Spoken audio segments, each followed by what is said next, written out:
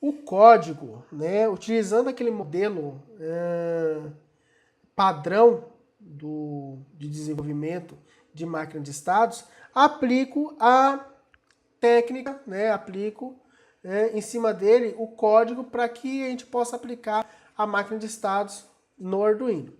Então, bibliotecas. Qual que é a biblioteca eu vou usar? Como eu já sei que eu vou precisar usar o LCD, então eu preciso utilizar a biblioteca Liquid Crystal, né? Depois disso eu tenho as minhas constantes, né? Eu criei 3 constantes, tempo 1, tempo 2, tempo 3. Então, o tempo 1 e o tempo 2, 2 segundos, né? E o meu tempo 3, 30 segundos. Tá? O meu sensor de parada, ele está no pino 2, né? O meu sensor de fluxo de pessoas, né? Está conectado no meu pino A0. Os meus LEDs, criei uma constante para cada um deles, né? Para ficar fácil a interpretação. E nós temos aqui, olha que engraçado, a mesma função, né? Que as mesmas constantes que a gente tinha no exemplo passado, porque eu vou usar a mesma função que eu estava usando para identificar dia e noite, eu vou usar para identificar fluxo de pessoas. Show de bola. Vamos seguir. Aqui eu estou inicializando, né, o LCD, onde eu estou colocando todos os pinos, né, referente à conexão do LCD e estou criando 2 variáveis. Vocês vão entender para que eu vou usar essas 2 variáveis. Que é VL último tempo, que é uma variável do tipo long, tá? Sem sinal, tá? Então, a último tempo eu já inicializo ela com 0 e o tempo atual, né, não precisa inicializar. Mais à frente eu vou explicar direitinho para que a gente vai usar essas variáveis. Uma outra coisa que a gente vai usar é uma variável VI acumulador tempo. Volto a frisar aqui. Eu só descobri que eu precisava dessa variável depois que eu estava desenvolvendo, depois que eu estava aplicando a máquina de estado. Então eu não descobri do nada, eu vou usar essa variável. Não. Vai aplicando as técnicas e conforme a necessidade de variável global ou não, você vai adicionando. Coloco aqui, adiciono os meus 3 estados, o estado verde, o amarelo e o vermelho, né? O meu estado atual é o verde, por onde ele inicializa. Entro na minha função setup, né? Onde eu inicializo o LCD, né? Inicializo o serial para fazer alguns testes, debugar o sistema. E inicializo, né, os meus pinos. O sensor parada ele vai ser um pino de entrada, né, e os LEDs serão pinos de saída. E executa a minha função de inicialização. Vamos ver o que está dentro dela lá? Nela, o que eu fiz? Eu confirmei que o meu estado atual é o estado inicial verde, tá? E escrevi no LCD inicializando. Não precisava, mas coloquei só aí para frescura, tá? Show de bola. Passado a função de inicialização, entramos no loop para verificar a máquina de estado. Acontece a mesma coisa em relação a essa variável local que eu criei via status LDR, tá? Utilizo ela porque a função de LDR, né, eu já usava essa variável e eu só transportei para cá. Agora vamos ao que interessa, a máquina de estados. Então, pegando, deixa eu deixar aqui do ladinho, ó, a tabela. O que a gente vai fazer aqui? No estado verde, né, eu vou ter, eu tenho as minhas 4 saídas.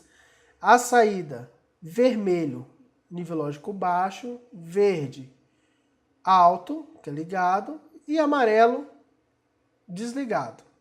O LCD vai ter que estar escrito sem pedido de parada. E é isso que eu faço. seto a posição, coluna linha, né, e escrevo, sem pedido de parada, tá? Por que eu separo? Porque primeiro eu tenho que escrever em cima e depois eu escrevo embaixo, tá? Até porque o máximo de caracteres que eu posso utilizar aqui são 16, e a frase toda dá mais que 16 caracteres. Depois de atualizar as saídas, eu tenho que passar para o evento de transição. Então, o que ele está falando aqui na primeira linha? Que para que eu possa ir para o estado amarelo, precisa o sensor de parada ser acionado, né? E, né, eu até tenho que arrumar aqui, ó, que é o, né?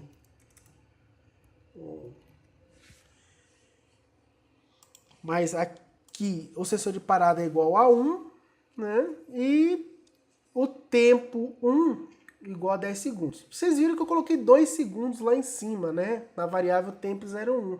Com 2 segundos vai ficar mais rápido para a gente ver a aplicação um pouquinho mais rápido. Mas eu vou até trocar aqui e deixar 2 segundos. Já que a gente está utilizando lá. Beleza. Então, o meu evento de transição, ele vai ser o meu sensor de parada. Ele está em nível alto? Isso quer dizer, foi pressionado? Se sim, né, escreve. Deixa eu colocar lá de novo. Se sim, escreve no LCD, atendendo o pedido, né, de parada, aguarda, né, 2 segundos. O que eu estou fazendo aqui? Eu estou pegando o tempo. A função delay, ele conta o tempo em milissegundos. Então, se eu tenho 2 aqui, 2 vezes 1000, 2000, 2 milissegundos, 2 milissegundos é igual a 2 segundos. Depois que eu espero esse tempo, eu mudo de estado. Então, eu passo o estado atual para o estado amarelo. Só apliquei o que está aqui na minha linha. Estão entendendo? Depois disso, eu mudo para o estado amarelo. Já no estado amarelo, as minhas saídas, né, elas se comportam dessa maneira e aqui serão aplicadas, né, continua com a mensagem atendimento pedido de parada. Só que neste caso aqui, o meu evento de transição é só esperar 2 segundos, que é o que eu faço aqui. Espero os 2 segundos, né? E depois eu tenho 2 variáveis, né, que eu também só descobri que eu precisava delas depois da aplicação, que são 2 variáveis que recebem o tempo de funcionamento do Arduino. Essa função milis, ela retorna quanto tempo que o Arduino ou que o microcontrolador está ligado, né? Ele me dá essa informação em milissegundos. Ele consegue me dar uma informação de até 50 dias, tá? Então, mais à frente, para quem está fazendo o curso, nós vamos ver também mais especificamente como é que essa função funciona. Mas, a priori, ela me dá o tempo, né, desde que o Arduino está ligado. Então, eu vou usar ela para mim contabilizar os tempos. Feito isso, né, eu mudo de estado, indo para o estado vermelho. Tá aqui, ó. Então, indo para o nosso, finalmente, estado vermelho. No estado vermelho, as nossas saídas, ela fica com o LED vermelho ligado, né? E os outros desligados. Escrevo no LCD, mostra tempo restante. Como que eu vou mostrar tempo aqui? Eu escrevo na primeira linha tempo restante e pego, né, os 2 valores de tempo atual que eu peguei dos milissegundos, menos o último tempo. Neste caso, como eu saí do estado amarelo para cá, aqui vai ser 0. Por quê? Porque o valor atual, vamos dizer que o microcontrolador já está funcionando há 10.000 milissegundos. Como eu peguei as 2 informações e joguei para as variáveis, os 2 vai ter 10.000. Então, 10.000 menos 10.000, 0 dividido por 1.000, 0. Então, ele vai iniciar no 0. Beleza? Aí, eu só escrevi aqui, né, barra 30 segundos, então ele vai colocar aqui na frente. Primeiro ele vai escrever, porque eu estou usando não estou usando print LN. Então, print e print LN é só em questão do serial. Aqui no LCD eu defino a posição pelo cursor. Então eu coloquei aqui para escrever o tempo que está correndo, que no nosso caso vai ser até 30 segundos, né? E embaixo eu só coloquei de tanto barra 30 segundos. Show de bola! Qual que é o nosso evento de transição? Aqui a gente atualizou a saída. Qual é o nosso evento de transição? No nosso caso aqui, o evento de transição é ou o tempo, né, 30 segundos, aqui é tempo 3, né? Ou o sensor de fluxo ficar 10 segundos sem ser acionado, né? E é isso que vai acontecer. Depois que eu passei por aqui, aí eu pego de novo o valor atual em milis. E aí eu já faço a diferença. Se lá tinha 10 mil, nos dois e deu 0, aqui já não vai ter 10 mil, aqui vai ter 11 mil. 11 mil menos 10 mil, né, dá 1000. Isso é em milissegundos. Então, 1000 milissegundos é maior ou igual que o tempo 3, né, é os nossos 30 segundos, né? Então, aqui eu vou ter 30 vezes 1000. Então, 1000 milissegundos é maior ou igual que 30 mil milissegundos? Não. Se não, né, ele pula o if e vai executar a outra parte, tá? Caso ele... Vamos descer, então, contando que aqui está 10 e aqui está 11 mil e aqui está 10 mil. Então, não é maior que 30 mil milissegundos. Pulei o if, vim para cá. Olha a nossa função leitura LDR aqui. Só para vocês observarem, é a mesma função, ó. A mesma. Eu só mudei a escrita aqui do comentário. 0, como ele vai estar acima de 300, ele está apagado, ele está destruído, né? Isso quer dizer que ele equivale a gente passando, se ele retornar o 0. Se ele retornar o 1, é porque não tem ninguém passando, né? É como se tivesse uma luz clara irradiando direto no LDR. Então, vamos subir aqui e voltar onde estávamos. E aí, o que eu faço? Se o meu LDR retornar 1, que está falando que não tem pedestre, né? Eu criei uma variável chamada VI acumulador tempo. Então, o que eu fiz? Lá na minha função, né, eu tenho a minha média, né, que quantas vezes que eu faço esse cálculo aqui? Eu faço a medida. No nosso caso, eu coloquei 10 medidas. E qual que era o intervalo de tempo? Na nossa aplicação anterior, eu tinha colocado 3. Né? Então, a gente ficar um delay de 3 milissegundos, desculpa, 30 milissegundos, não coloquei 3, coloquei 30, e uma leitura de 10 amostras. Então, 10 vezes 30, né, dá 300 milissegundos.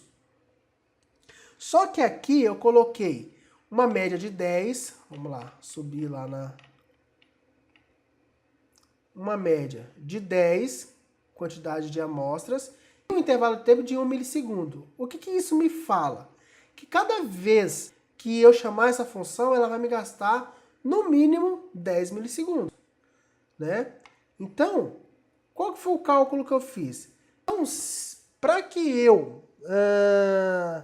se eu estou olhando ele, cada vez que eu passo nessa função, ele gasta 10 milissegundos, se eu tiver 1000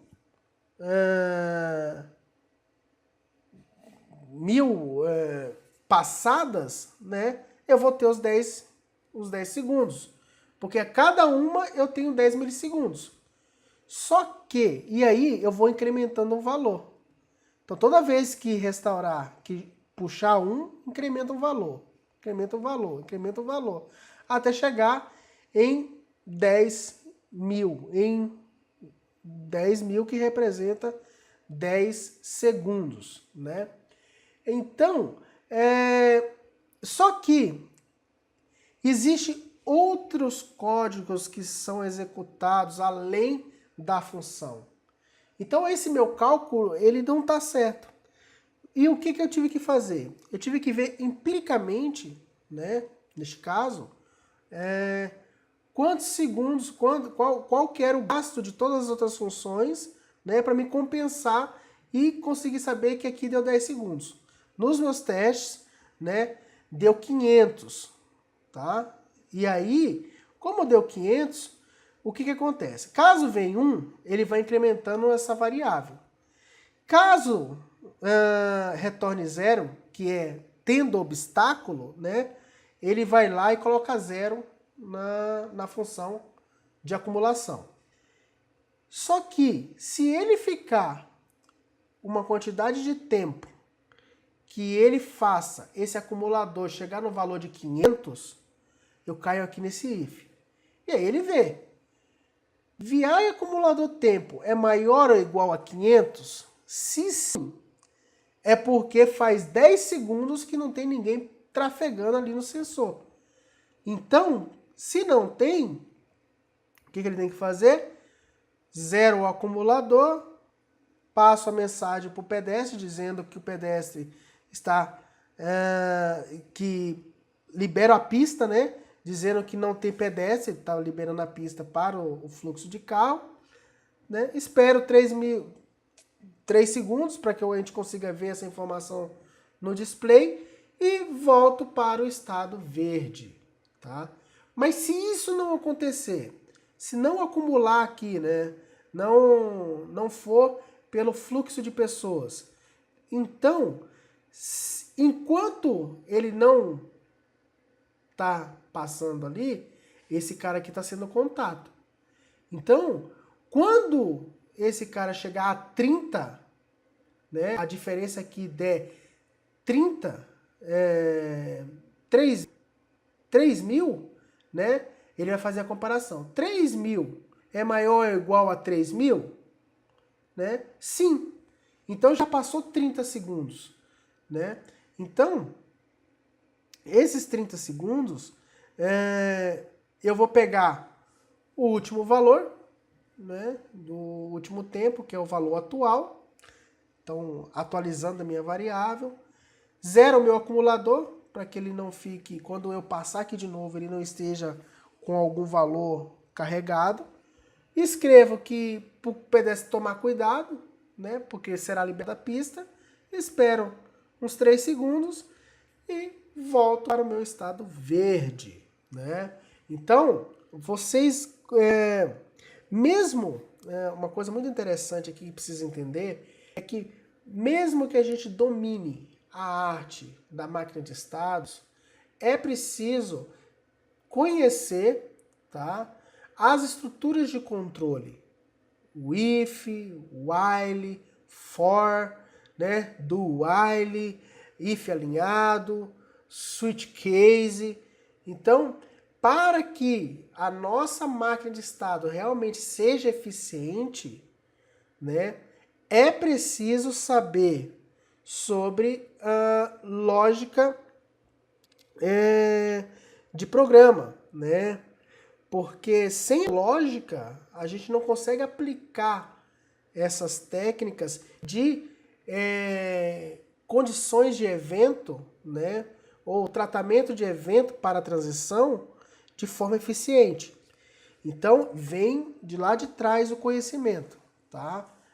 O entendimento da lógica de programação, o entendimento das estruturas de controle, da linguagem Arduino nesse caso, e depois a aplicação da metodologia, e você vai usar essas ferramentas, como vocês podem ver também, utilizamos as ferramentas de eletricidade e eletrônica para que a gente pudesse montar o sensor, e você junta todas essas pecinhas para que você tenha a capacidade de desenvolver, resolver qualquer problema, tá? Mas é preciso ter todo esse conhecimento, tá, para conseguir aplicar de forma eficiente a máquina de estados.